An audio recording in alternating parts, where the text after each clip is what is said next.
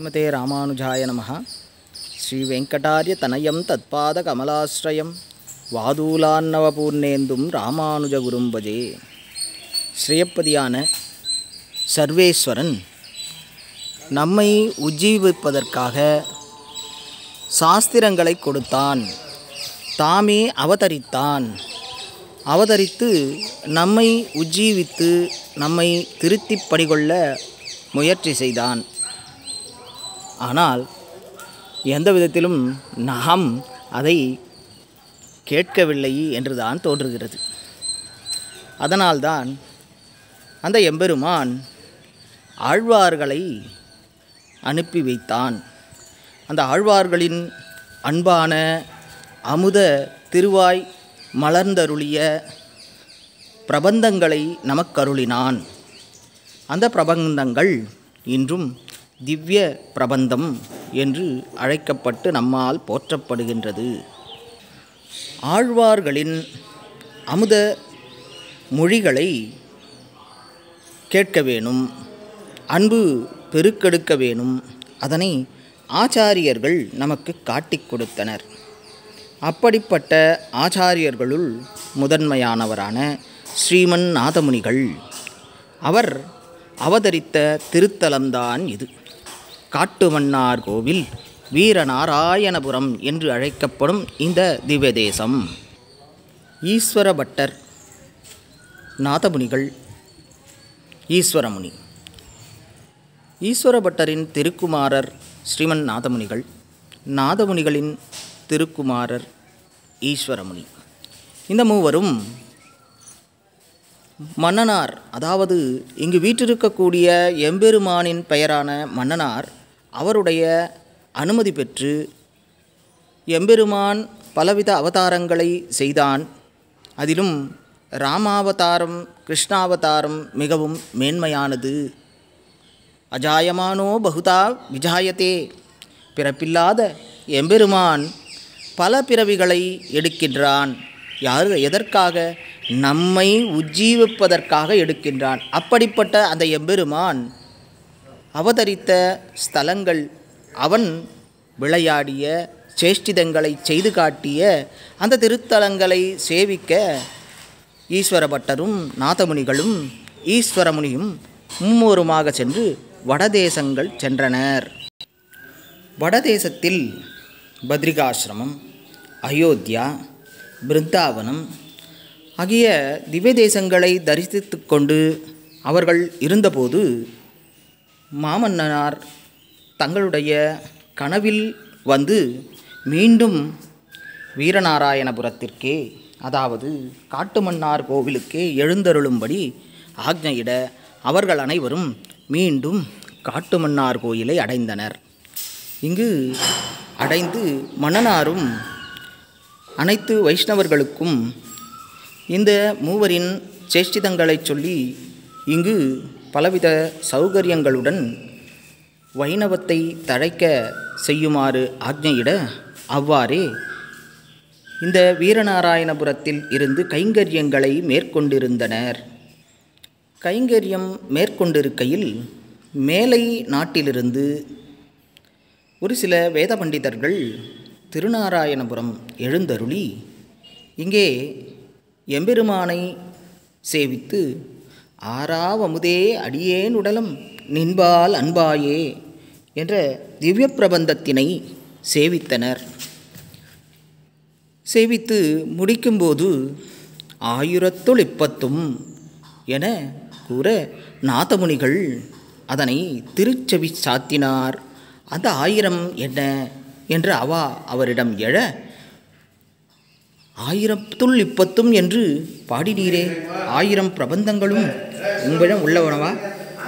1000 பிரபந்தங்கள் உம்மிடம் உள்ளனவா? அந்த 1000 பிரபந்தங்களில் ஏவரேனும் கூற வல்லார் உம்மிடம் உண்டோ என்று வினவ, இல்லை எனத் தெரிவிக்க, பின் ஆழ்வார் அவதரித்த திருக்குருகூர் சென்று பாரும், அங்கு யாராவது அந்த கோஷங்களை கொடுக்கலாம் என்று கூறினர். நாதமுனிகளும் அதனை சிரமேற்கொண்டு திருக்குருவூர் சென்று பராங்குசதாசர் எனப்படும் மதுரகவிகளின் சிஷ்யரான பராங்குசதாசரிடம் சென்று வினவ, கோஷங்களுண்டோ, எவரேனும் அறிந்தவருண்டோ என்று கேட்கின்றார். அவரோ, இல்லையப்பனே, கண்ணினும் சிறு தாம்பு என்று ஒரு பிரபந்தம் மட்டுமே எம்மிடம் உள்ளது. அந்த பிரபந்தத்தினை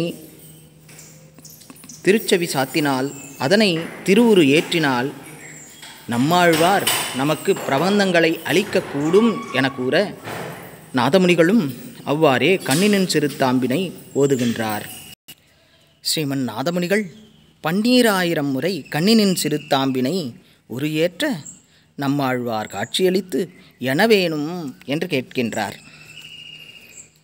1010 என ஓதிய 1000 திருவாய்மொழி வேணும் என கேட்க, நம்மாழ்வாரோ 1000 என்ன, 4000 பிரபந்தங்களையும் உமக்கு அருளினோம் என்று அருள, அந்த பிரபந்தங்களையும் யோக சாஸ்திரங்களையும் நம்மாழ்வார் நாதமுனிகளுக்கு அருளினார். அதை நம் சம்பிரதாயத்திற்கு மற்ற சந்ததியினருக்கு கிடைக்க நாதமுனிகள் சிரமேற்கொண்டு தன்னுடைய சிஷ்யர்களுக்கு ஓதினார். அவர்களும் அதனை சிரமேற்கொண்டு பயிற்சி செய்தனர். அவ்வாறு அவர் அளித்த யோக சாஸ்திரத்தினை குறுகை காவலப்பனும் உயக்கொண்டார் திவ்ய பிரபந்தங்களையும் அதனுடைய இசையையும் பரப்ப நாதமுனிகளின் ஆக்ஞையினை ஏற்றனர்.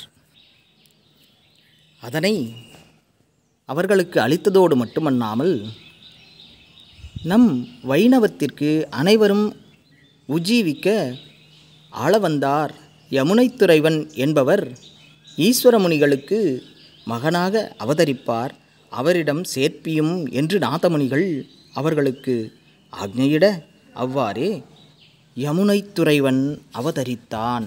அதுவும் இந்த திவ்யதேசமான காட்டுமன்னார் கோயில் என்னக்கூடிய க்ஷேத்திரத்திலே அவதாரம் செய்தார். இங்கு எழுந்தருளி இருக்கக்கூடிய எம்பெருமானான மன்னனாராகட்டும், இந்த க்ஷேத்திரமாகட்டும், இங்கு அவதரித்த நாதமுனிகள் மற்றும் ஆளவந்தாராகட்டும், நம்முடைய வைணவத்தினை, எம்பெருமான் திருவுள்ளத்தினை மனத்தில் கொண்டு எம்பெருமான் எந்த நோக்கத்துடன் பல அவதாரங்கள் செய்தானோ, நம்மையெல்லாம் உஜ்ஜீவிக்க செய்தானோ, அதனை ஆணிவேராக நின்று சாதித்து காட்டினார்கள். ஆளவந்தார் இளம்பிராயத்திலேயே மிகவும் சாதுரியமாக இருந்து அந்த அரசவையில் இருந்த ஆக்கியாழ்வானை வென்று ராஜ்யத்தினையே பெற்றார். அப்படிப்பட்ட அந்த ராஜாவாக இருந்த ஆளவந்தார் சம்பிரதாயத்திற்கு வந்து சம்பிரதாயத்தினை சீர்தூக்கி நிலைநிறுத்தினார். மேலும் அவரே எம்பெருமானாரை கண்டு அவரை நம்முடைய சம்பிரதாயம் தழைத்தோங்க கொண்டு வந்தார் என்றால் மிகையாகாது. அப்படிப்பட்ட மிகவும் விசேஷமான இந்த திவ்ய தேசம் காட்டுமன்னார் கோவில் என்று கூறப்படுகின்ற வீரநாராயணபுரம். இந்த திவ்ய தேசத்தினை அனைவரும் நிச்சயமாக சேவித்து நாம் கடாட்சம் எம்பெருமானுடைய கடாட்சத்தினை பெற வேணும்.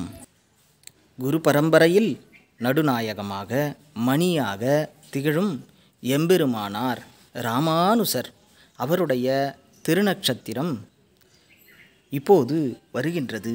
அந்த திருநட்சத்திரத்தின் அளித்த அவரை நம்முடைய முதலியாண்டான் சித்திரை புனர்பூசத்திலும் சித்திரை திருவாதிரை அவதரித்த எம்பெருமானாரும் இந்த வைணவத்தை தழைத்தோங்க செய்தனர் என்பது மிகவும் முக்கியமானது. அதனை அளித்த இந்த காட்டுமன்னார் கோவிலை நாமும் சேவிப்போம். ஸ்ரீமதே ராமானுஜாய நமஹா.